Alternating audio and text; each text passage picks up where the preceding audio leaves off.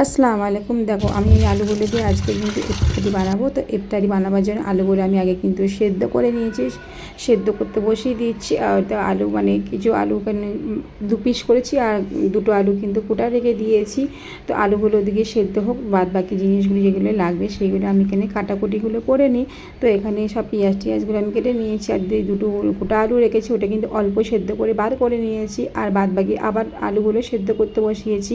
তো এখানে আমি গোটা আলুগুলো কিন্তু ফ্রেঞ্চ ফ্রাইয়ের জন্য কেটে নিয়ে ওর উপরে ময়দা দিয়ে আমি রেখে দিয়েছি এক সাইডে। আর এদিকে ওই জলে আবার কিন্তু আলুগুলো সেদ্ধ করেছি, সেদ্ধ করে নিয়ে বার করে নিয়ে আবার কিন্তু ওই জলে কিন্তু ডিমটা সেদ্ধ করতে বসিয়ে দিয়েছি।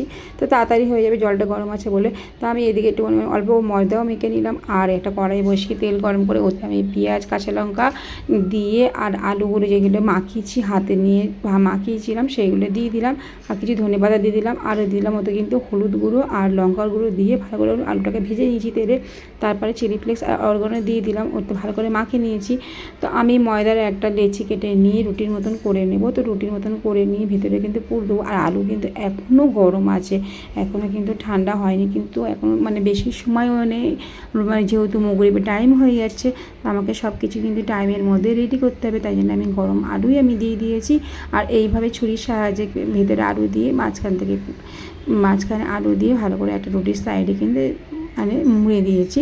আর এইভাবে কেটে নিয়ে ছুরির সাহায্যে আমি এইগুলো পাকিয়ে দিয়েছি যাতে আলুগুলো না বেরিয়ে যায়। তো তারপর আমি গরম তেলে কিন্তু এগিয়ে ভেজে নিয়েছি। তখন এটা স্ন্যাকে কি সুন্দর জিনিস হয়ে গেছে। তো আমি ফ্রেঞ্চ ফ্রাইগুলো এদিকে ভেজে নিলাম, আর এদিকে ডিম সেদ্ধ করে নিয়েছিলাম। ডিম দিয়ে ওই আলু মাখাটাই কিন্তু ডিমে দিয়ে ভালো করে আমি ডিমের টেবিলে বানিয়ে নিলাম। তো আমার দেখো অল্প আলু সেদ্ধ করে তিনখানা জিনিস কিন্তু আমার এদিকে হয়ে গেছে। তো আলহামদুলিল্লাহ আজকে কিন্তু 12টা রোজা হয়ে গেল। তো 12টা রোজা